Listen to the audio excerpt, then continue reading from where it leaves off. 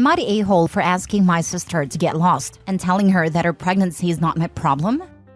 My 32 male have a sister Andrea, 27 female. The issue is that they have always showed her more preference. And although I was not badly treated, they hardly paid any attention to me. Because she's the golden child, I suppose.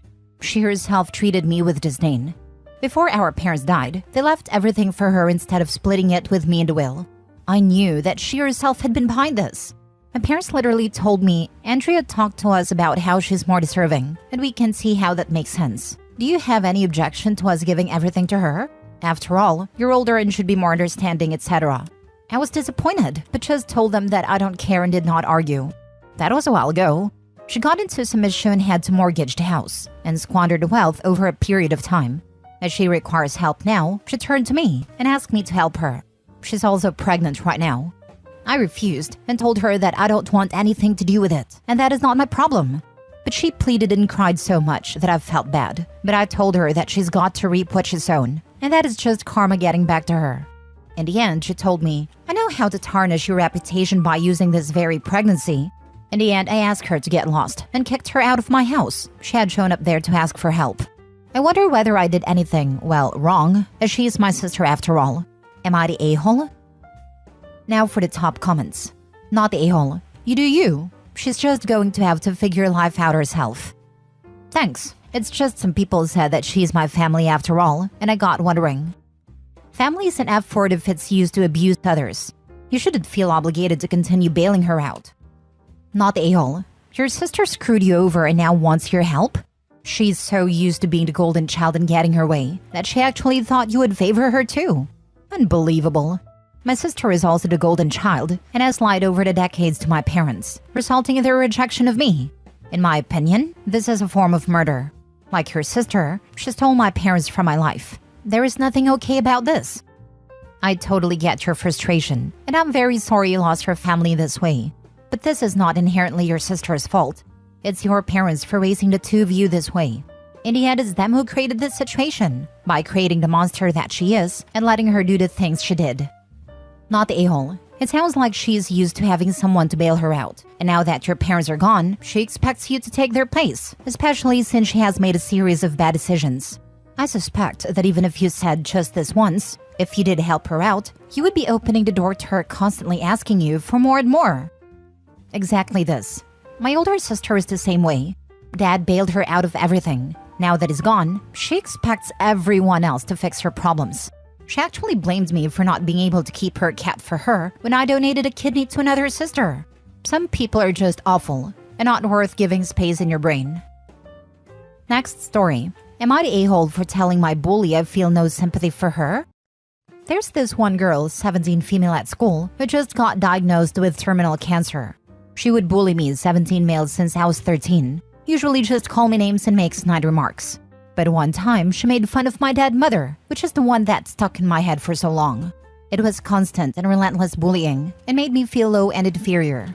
She stopped at 16. My guess was because her father died in a car accident and realized how she made me feel, though she never apologized. So she got terminal cancer and made some big post on her social media and got lots of attention. When she saw me in school, she was tearful and apologized for how she treated me. Honestly, I feel nothing.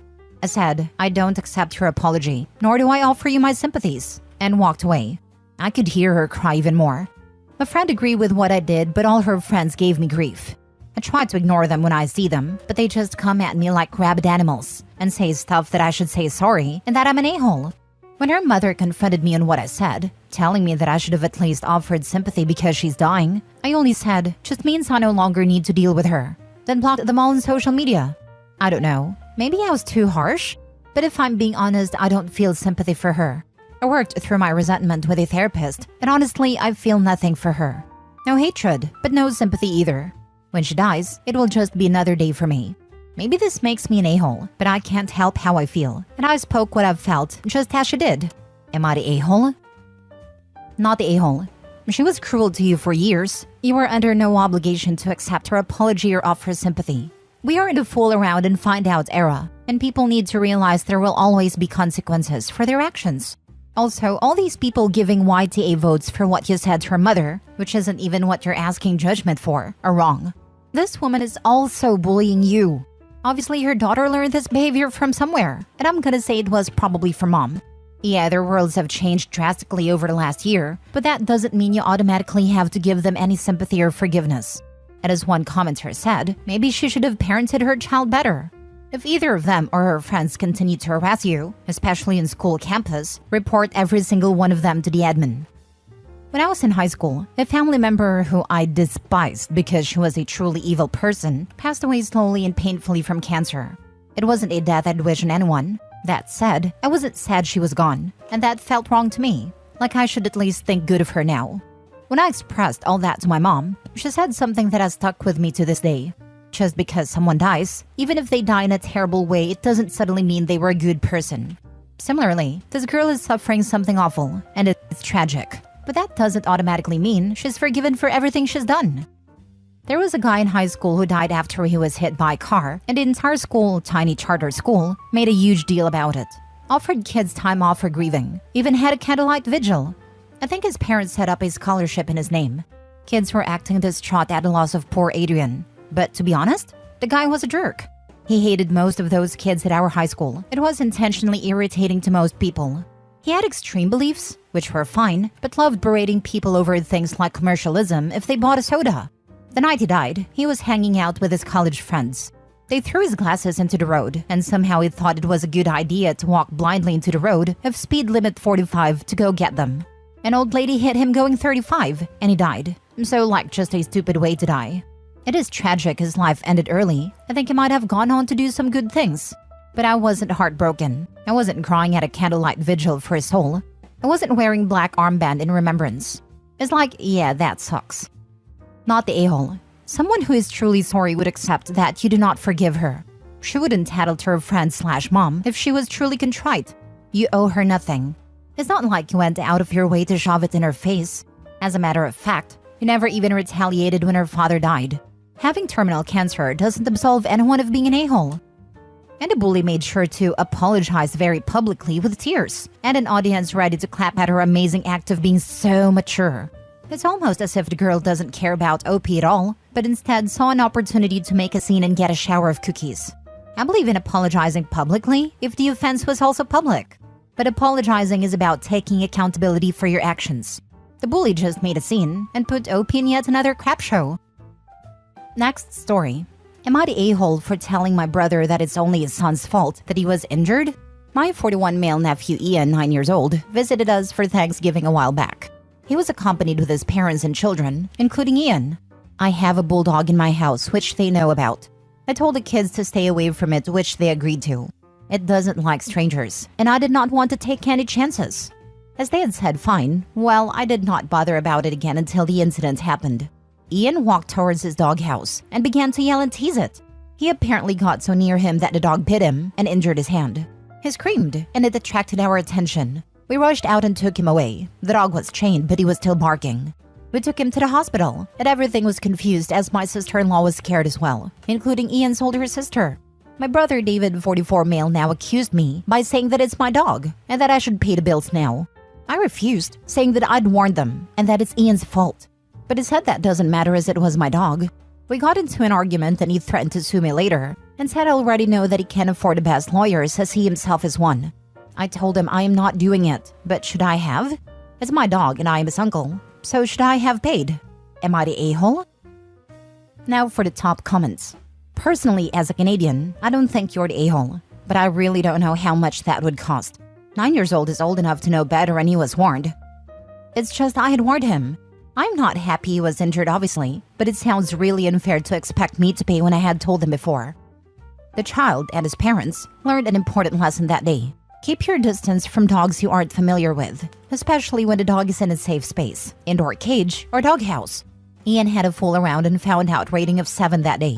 He's lucky it wasn't his face. Not the a-hole. You warned him. He didn't listen. Parents should watch their own child if he wants to meet the dog. My ex used to tease my grandma's cat. Not maliciously, it was playful. But when the cat would lay down in her box, she was done. Tell me why I had to repeatedly tell this 20-plus-year-old man why he needed to leave the cat alone when she was in her box. He wasn't one of my best decisions. Not the a-hole. Even without a warning, teasing a chained dog is an a-hole move. I completely disagree with people who say 9 is too young to understand this. 9 is plenty old, especially in combination with the warning you gave. But seriously, even without a warning, a 9-year-old should know better. Your brother sounds like a serious a-hole. He's threatening to sue you? Jesus. The dog was a hazard limited to one part of the yard, with warning provided to all. At that point, it becomes no different than any other geographical defined hazard, like a cliff edge or a river or a pit. If an adult is to blame, it is the child's parents for not supervising their child. If a child walked off a cliff that the parents knew about, who would you blame? The first dog I lived with was a wolf/husky cross. While my parents' dog was friendly, it was also very big. We grew up learning to read doggy body language, and by age of 3 years knew when to leave the dog alone. We were also explicitly told by my parents' friends when to stay away from their dogs. Had we been bit, none of the dogs would have been blamed. In fact, my father's first question would have been, "Why were you pestering the dog?" Last story. Am I the a-hole for telling my mom if she acknowledges her grandson, I won't talk to her anymore? I, 28 female, have a brother Elijah, 24 male, I do not speak with. I consider him dead to me. He molested my sister, has allegedly violated multiple women, and went to jail for a vague child exploitation charge, which we all presume is kiddie porn, since he's been caught multiple times talking to minors. My parents still talk to him for some ungodly reason. Last night, my father called me to say, "You're an aunt." When pressed, he said Elijah has a 1-year-old they just got the paternity tests back from. I said, "Then no the heck I'm not." Dad pressed, and I responded more firmly, "No, I am not an aunt." My parents know my sister Ruth, 21 female, and I do not have a relationship with this man, and actively hate him. My other sister has a very distant follow on Instagram kind of relationship with him. My mom got into a fight with Ruth, who called me in hysterics, because she and my other sister weren't excited about this baby. Elijah has admittedly beaten me to everything. He got a car first, that my parents paid for. He got married and divorced first, among other things. He has gleefully made a point to beat me to life milestones.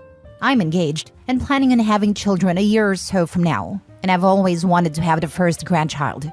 That is where I think I might be the a-hole. Perhaps my judgment is clouded with bitterness. I told my mother if she acknowledges this baby as her grandchild, I will no longer have a relationship with her, and my children will not have a relationship with her. To me, I can pretend she doesn't still have a relationship with Elijah if it's behind closed doors and she keeps her mouth shut about it. But if she allows this child to come and go in her life, she is openly recognizing her relationship with Elijah, and I can't forgive that. I am too protective of Ruth, and I feel like she's choosing this evil man over her other 4 children, one of which is still a minor. My fiancé and I have made it very clear in the past that Elijah will come nowhere near our family. And if she acknowledges his son, she is letting him into her life openly, and we cannot tolerate that. It is both a protection of our future children and a respect for Ruth. I am tired of thinking about my mother's feelings first, and always letting her get her way. I am putting my foot down on this. Am I the a-hole? Edit. It's not even about the baby. It is about allowing Elijah another foothold back into this family. My family has a tendency to forget all past crimes once a cute baby is around. Elijah will be allowed to slip back into our lives, endangering my minor sibling and all children my siblings and I have. Yes, I'm horrible for harboring resentment against an innocent baby. But it's not even about the baby. I cannot and will not allow my sibling to be hurt, or have Ruth be subject to my parents' indifference to her pain. She has already made a choice to not come home for Christmas over this. I would actually start by calling CPS and telling them your monster of a brother had a child, and you fear for the safety of the child. That kid is not at fault and should have nothing to do with it. Your goal should be getting that kid away from his dad and making sure baby mama knows what kind of person your brother is. You should bond with that kid just to make sure it's safe and okay. That doesn't mean you have any interaction with your brother. My brother violated me as well. He had a daughter. I reported him and told his wife and called CPS. The courts forced his rights to be removed and out a lifelong protection order. His daughter will never be forced to deal with him. It wasn't a quick process to get his rights removed. It took time, but it was successful. If he has gone to jail for child exploitation, he probably had to register as an offender. CPS and the child's mother definitely need to know this. I hope either the baby mama or the grandparents get full custody, with no visitation from this guy. If he likes girls and it is a baby girl, she's in danger of her being violated. If he likes girls and it is a baby boy, he will be raised to be just like his father. And take a giant leap back from this dumpster fire. I wouldn't bother with the ultimatum. Your parents are enabling someone who has done some truly horrific things. That makes them just as bad in my book. They clearly see no problem, so it's a lose-lose situation. I fear for that child, but it isn't a scenario that OP needs to be involved in. Plus, OP, do you really want to be around people like this? Would you want your future kids around this? I have spent many years, including before I found out about Elijah, wanting to cut contact with my parents. They have treated all of us like trash over the years. I said I would be out when my youngest sister graduated high school, and then they adopted my youngest brother when I was 19. Now I'm torn between going no contact and losing the brother I adore and maintaining this relationship from a distance for another 9 years. All I have ever wanted is loving parents, and I've been a fool to think they would ever change. I wanted my children to have grandparents. I love my grandparents. I wanted that for them.